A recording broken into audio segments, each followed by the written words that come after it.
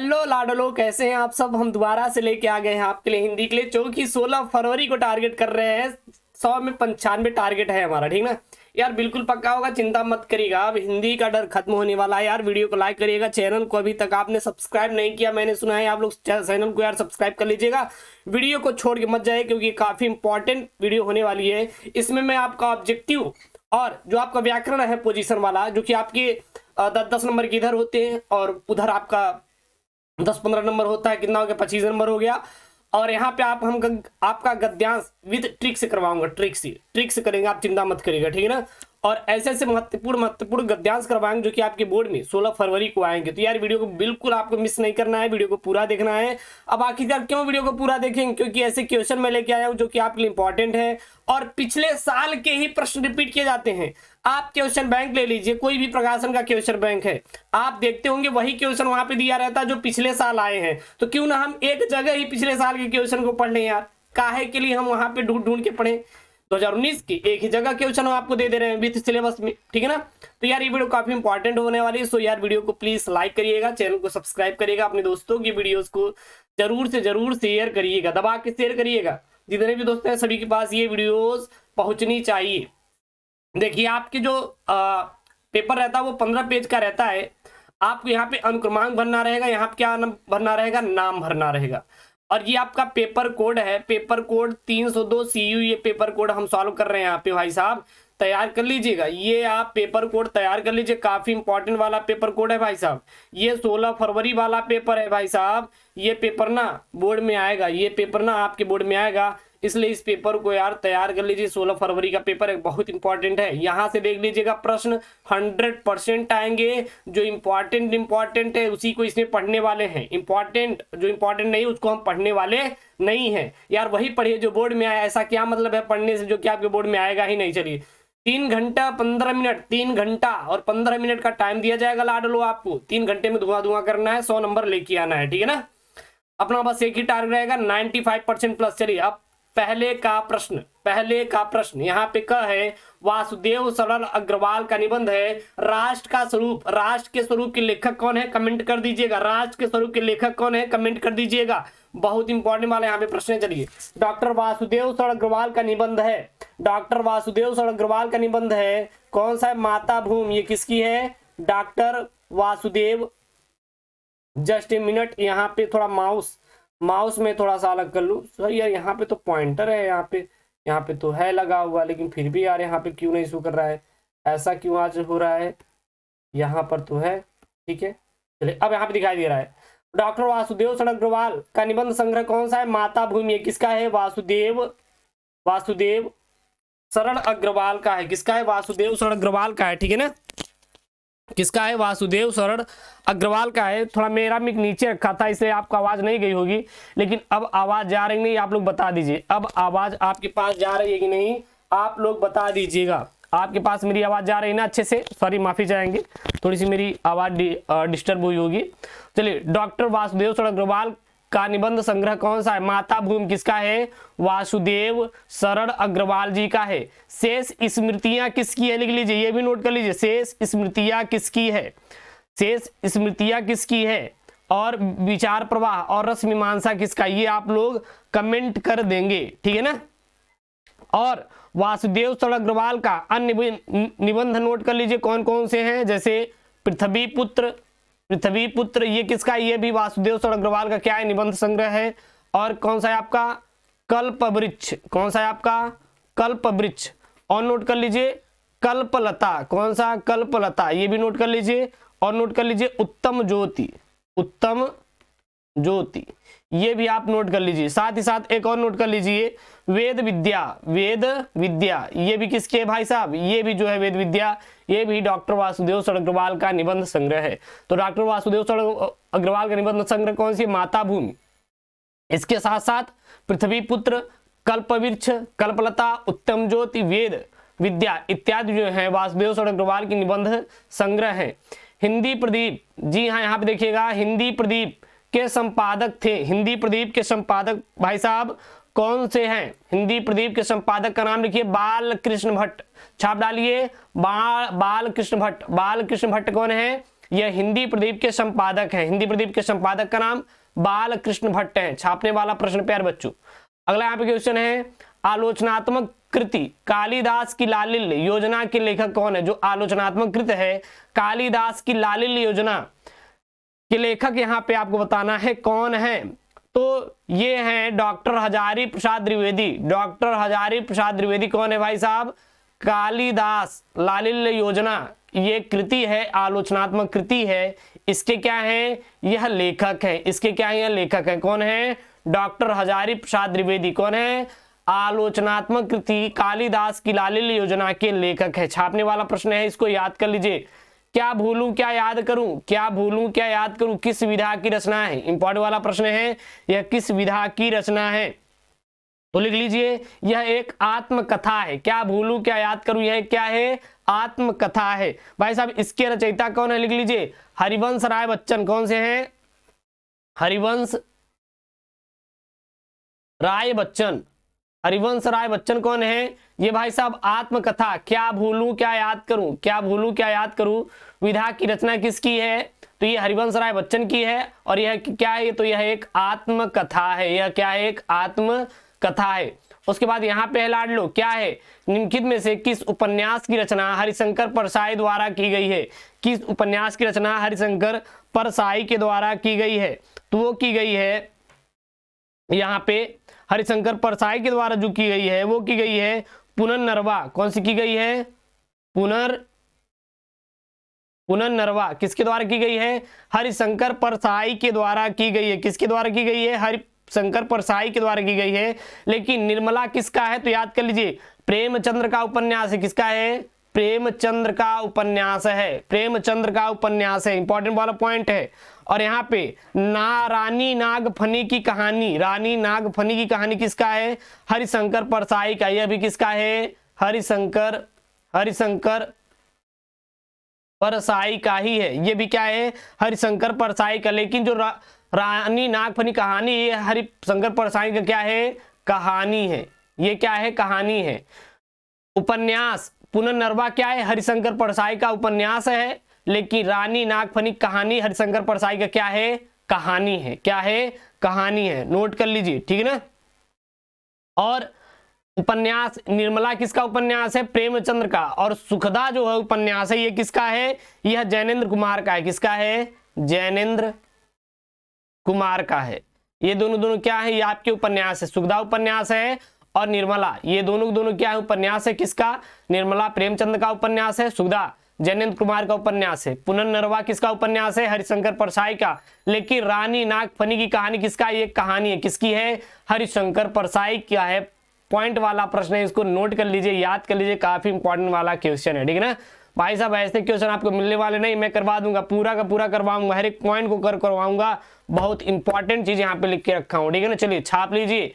रीतिकाल की प्रमुख विशेषता है। रीतिकाल की प्रमुख विशेषता क्या है बच्चों? प्रकृति चित्रण, ईश्वर वंदना, युद्धों का सजीव वर्णन, मुक्तक काव्य रचना। तो रीतकाल की जो प्रमुख विशेषता यहाँ पे बताना है, तो रीतकाल की जो प्रमुख विशेषता है वो है ईश्वर का वंदना। ईश्वर का वंदना जो है रीतकाल की प्रमुख विशेषता है। प्रकृति का चित्रण नहीं है, युद्धों का सजीव वर्णन नहीं है, मुक्तक काव्य रचना नहीं है, तो है क्या?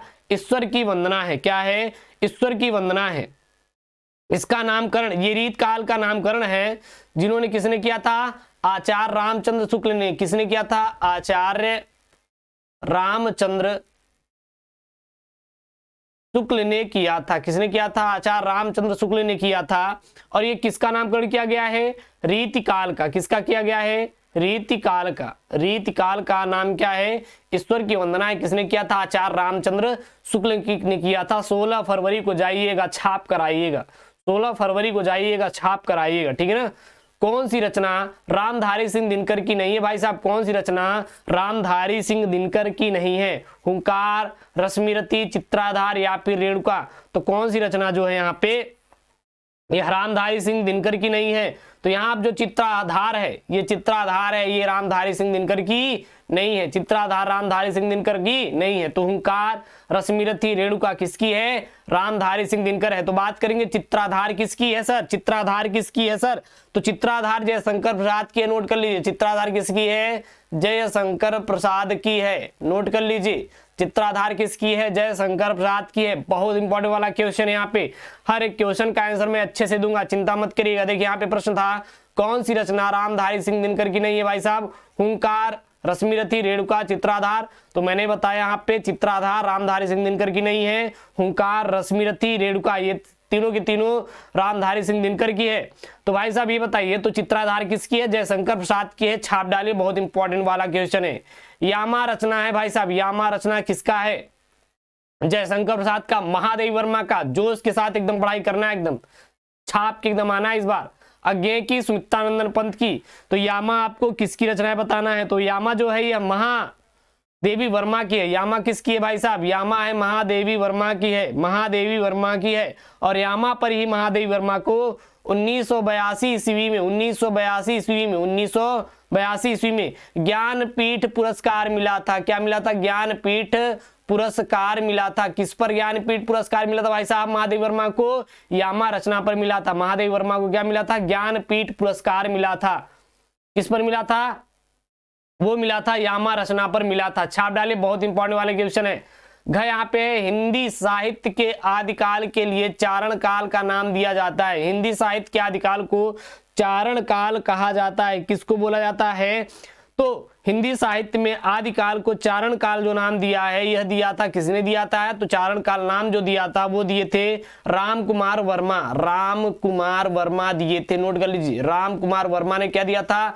चारण काल भाई साहब नाम दिया था। किसको? आदिकाल को दिया था, ठीक है ना, आदिकाल को दिया था।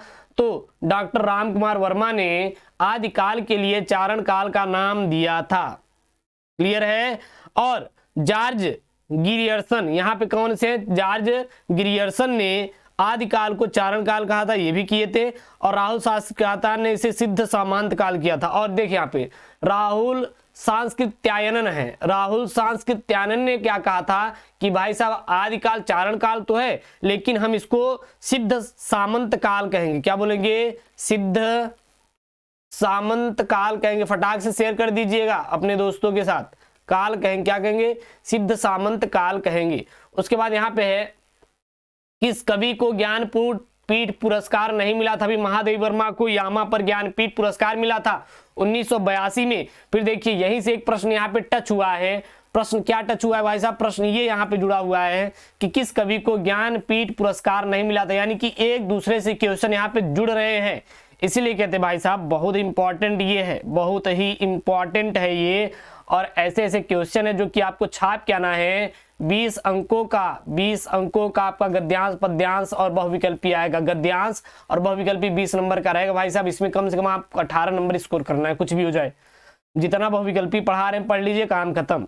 किस कवि को ज्ञानपीठ पुरस्कार नहीं मिला? रामधारी सिंह दिनकर भाई साहब, महादेवी वर्मा को, सुमित्रानंदन पंत को, जयशंकर प्रसाद को। तो किस कवि को ज्ञानपीठ पुरस्कार नहीं मिला था? छाप डालिए यहाँ पे। तो जयशंकर प्रसाद को ज्ञानपीठ पुरस्कार नहीं मिला था। जयशंकर प्रसाद को ज्ञानपीठ पुरस्कार नहीं मिला था। महादेवी वर्मा को यामा पर मिला था, अभी ऊपर देख लिए। सुमित्रानंदन पंत को किस पर मिला था? चिदंबरा पर मिला था। किस पर मिला था? चिदंबरा पर मिला था। किस पर मिला था? चिदंबरा पर मिला था, ठीक है। और जयशंकर प्रसाद को उर्वशी पर मिला था। किस पर मिला था? उर्वशी पर मिला था। उर्वशी पर किसको मिला था भाई साहब? उर्वशी पर जयशंकर प्रसाद को मिला था। किस कवि को ज्ञानपीठ पुरस्कार नहीं मिला? रामधारी सिंह दिनकर को नहीं मिला। क्या नहीं मिला? ज्ञानपीठ पुरस्कार नहीं मिला। तो महादेवी वर्मा को मिला था। किस पे मिला था? यामा पर। सुमित्रानंदन पंत को मिला था चिदंबरा पर। जयशंकर प्रसाद को मिला था उर्वशी पर मिला था। भाई साहब छापने वाले क्वेश्चन है, आप लोग बहुत पढ़ते होंगे, लेकिन अब डायरेक्ट आप पेपर पर पढ़िए, डायरेक्ट आप पेपर पर पढ़ के जाइए और एकदम छाप के आइएगा। यार इस बार 16 फरवरी को कुछ सुनना नहीं है, एकदम आग लगा देना है भाई साहब।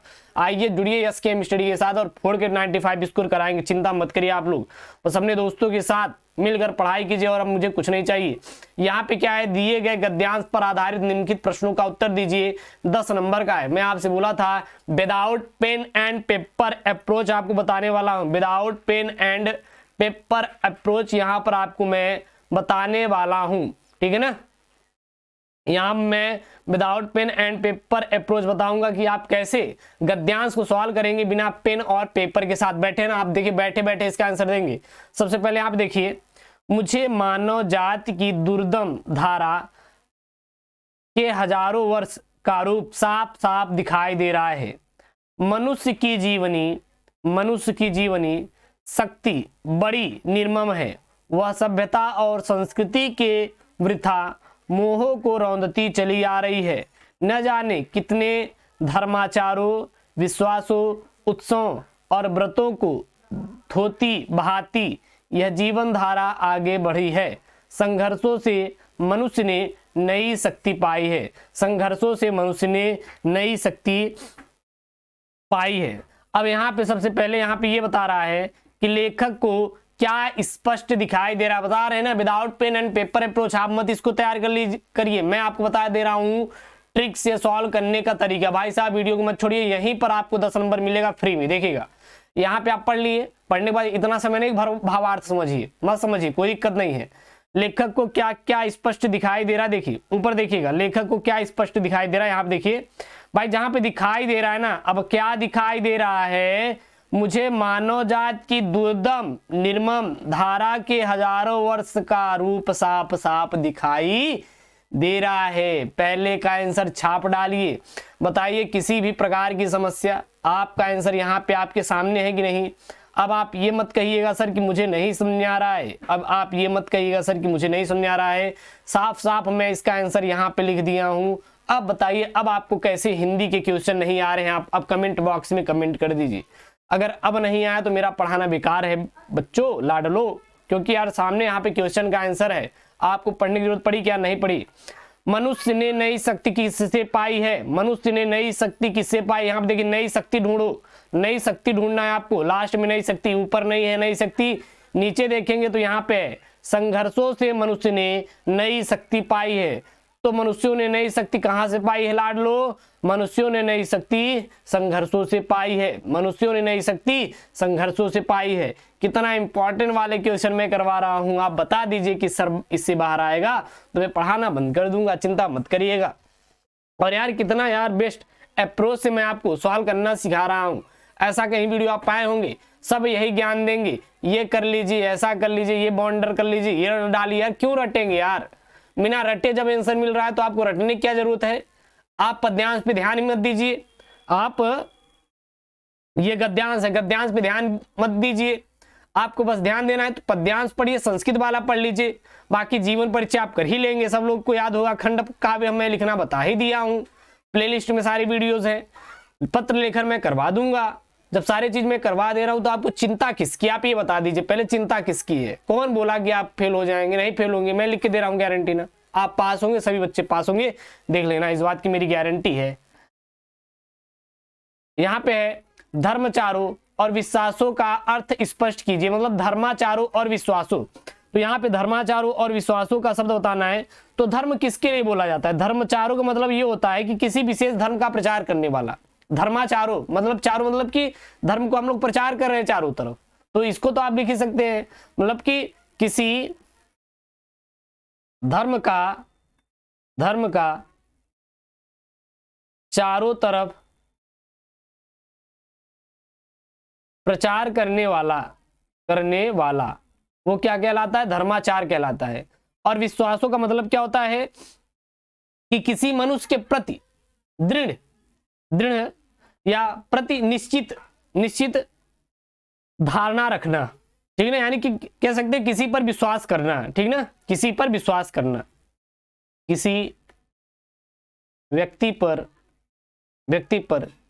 विश्वास करना, यही तो होगा और क्या होगा। या फिर दृढ़ निश्चित रहना, ये भी तो आप कह सकते हैं।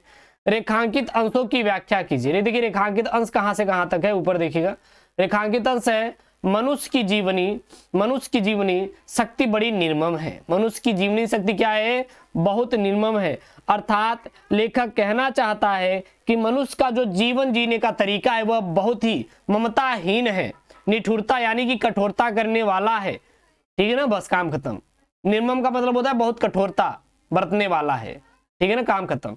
इसका इतना आंसर दे देंगे।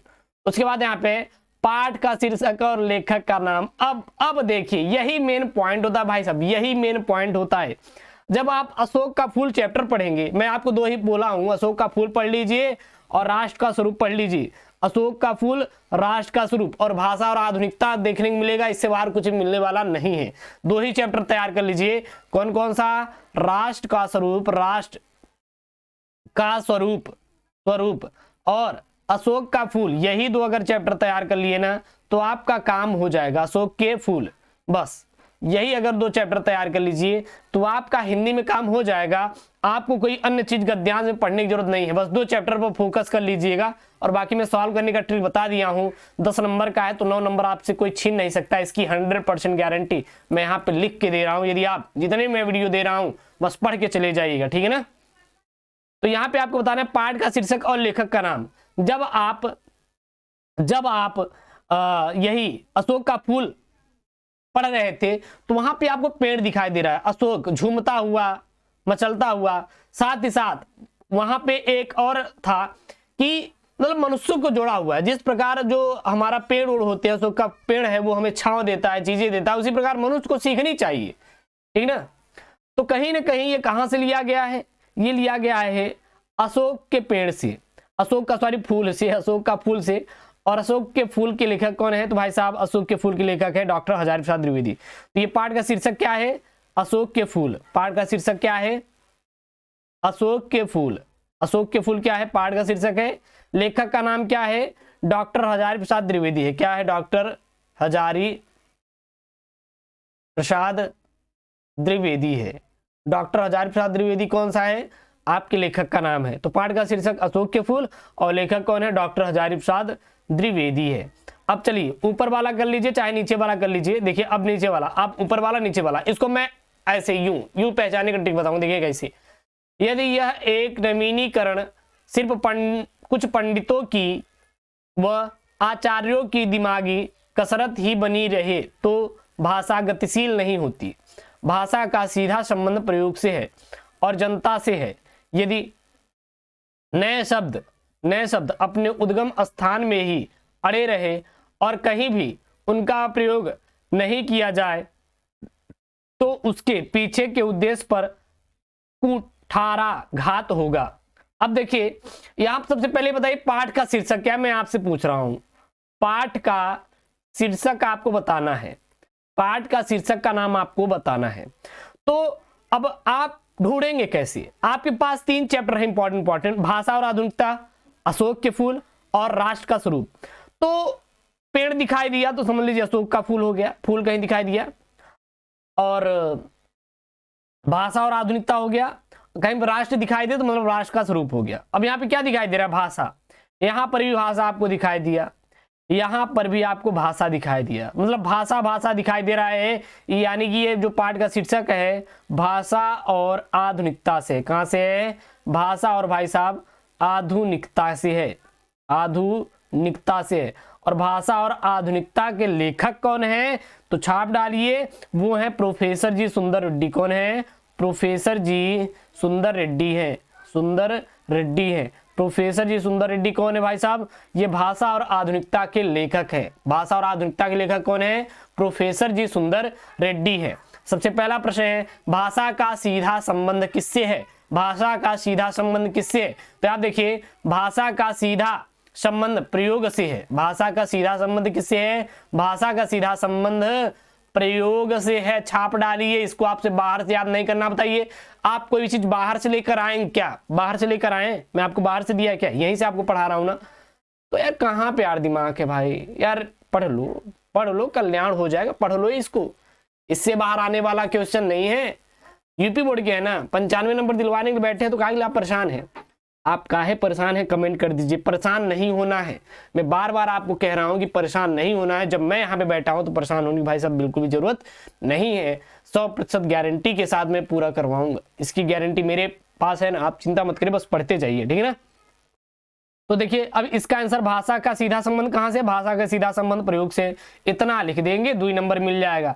आप कहेंगे गुरु 2 नंबर का है तो हम कितना लिखे? भाई साहब 2 लाइन लिखना है, 2 लाइन लिखना है। आप 2 नंबर का है तो 2 लाइन लिख दीजिए। 5 नंबर का है तो कम से कम आप 10 लाइन लिख दीजिए, कोई दिक्कत नहीं। नए शब्दों के प्रयोग से न किए जाने पर क्या परिणाम होगा। अगर नए शब्दों का प्रयोग हम लोग नहीं करेंगे तो उसका क्या परिणाम होगा। तो देखिए यहाँ पे है, कहीं भी उसका प्रयोग नहीं किया जाए तो उसके पीछे के उद्देश्य पर कुठारताघात होगा। ठीक है ना, सॉरी यहाँ पे क्या है, हाँ यहाँ पे नए शब्दों के प्रयोग से न किए जाने पर उसका परिणाम क्या होगा। तो यहाँ पे हम लोग अगर नए शब्दों का प्रयोग नहीं करेंगे तो उसका परिणाम क्या होगा। अब आप लोग बताइए कि अगर आप नए शब्दों का प्रयोग नहीं करेंगे तो उसका प्रयोग क्या होगा, क्या होगा, उसका मतलब उसका क्या होगा, उसका कुल मिलाकर उसका परिणाम क्या होगा अगर हम लोग नए शब्दों का प्रयोग नहीं कर रहे। तो आप देखिए, यदि नए शब्द अपने उद्गम स्थान पे ही अड़े रहे और उनका प्रयोग नहीं किया जाएगा तो उसमें पीछे के उद्देश्य पर ही कुठारताघात होगा। इतना भी छाप देंगे चलेगा, इतना भी पूरा आप छाप देंगे चलेगा। बहुत ज़्यादा इसमें छप गया है, मैं इसको इरेज कर दूं, नहीं तो आपको समझ नहीं आएगा सर इसमें कहाँ गोच दे रहे हैं। ठीक है ना, चलिए याद देखिए यार मैं लिखने का तरीका बता रहा हूँ, मैं लिखने का तरीका बता रहा हूँ। ठीक है ना, मैं लिखने का तरीका बता रहा हूँ। हिंदी में आप बस राइटिंग पे ध्यान दीजिएगा, बाकी मैं कर देखिए यहाँ पे है नए शब्दों के प्रयोग न किए जाने के बाद क्या होगा। तो यहाँ पे देखिए है दिया हुआ है, यदि नए शब्दों अपने उद्गम स्थान पर ही रहे, यानी कि नए शब्द अपने ही स्थान पर उनका प्रयोग न करें तो पीछे के उद्देश्य पर कुठाराघात होगा। काम खत्म, छाप दीजिएगा। कुठाराघात का स्पष्ट अर्थ क्या है। तो कुठाराघात का अर्थ होता है सर्वनाश होना, यानी सर्वनाश होना, यानी कि किसी चीज का, किसी वस्तु का सर्वस्व नाश हो जाना हमारा क्या होता है, कुठाराघात होता है। तो कह सकते हैं अगर हम लोग नए शब्दों का प्रयोग नहीं करेंगे सर तो वो जो नए शब्दों का क्या हो जाएगा, सर्वनाश हो जाएगा, सर्वनाश हो जाएगा, काम खत्म। क्योंकि कुठाराघात का मतलब क्या है, सर्वनाश करना होता है। क्लियर है। रेखांकित अंश की व्याख्या कीजिए, रेखांकित अंश की व्याख्या कीजिए। रेखांकित अंश कहां से कहां तक है थोड़ा आप देख लीजिए। रेखांकित अंश की यहाँ पे व्याख्या करना है भाई साहब। यहाँ पे पेपर में रेखांकित, भाई साहब रेखा खींची ही नहीं गई थी, पहली बात पेपर में रेखा खींची नहीं गई थी। लेकिन मैं आपको बता दे रहा हूँ भाषा का सीधा संबंध प्रयोग से है और जनता से है। बस यही यहाँ से यहाँ तक आपको बढ़ा चढ़ा के लिख देना, काम खत्म। बढ़ा चढ़ाकर आपको लिख देना है, काम खत्म।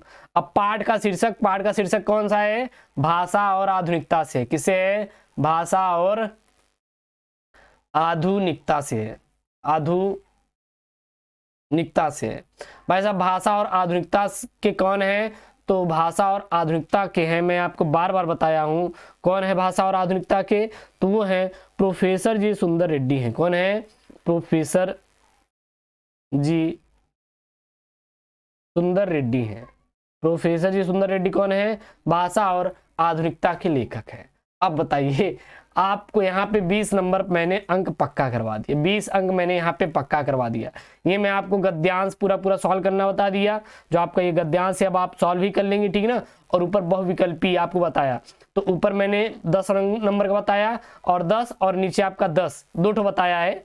कैसे सॉल्व किया जाता है विद ट्रिक्स बताया। तो इस वीडियो में आपको 20 अंक बिल्कुल पक्का हो रहा है, 20 अंक बिल्कुल पक्का हो रहा है भाई साहब। और ये आप तैयार करके ही जाइएगा, ठीक है ना। आप बोर्ड से पहले इसको तैयार कर लीजिए, उसके बाद जाइएगा और वहां पे देखेंगे यही बहुविकल्पी आएंगे और यही आपको क्या मिलेंगे, गद्यांश पद्यांश मिलेंगे। इससे बाहर मिलने वाला नहीं है और आप देख लीजिएगा। मिलते हैं नेक्स्ट वीडियो में, तब तक के लिए जय हिंद जय भारत। और अपना ख्याल रखिएगा, पढ़ाई में मन लगा के करिए, कोई दिक्कत नहीं है, मैं आपको पूरा हिंदी खत्म करवा दूंगा। और नेक्स्ट वीडियो आपको मैं ग्रामर का देने वाला हूं, तो आप लोग जुड़े रहिए और चैनल को सब्सक्राइब करिए।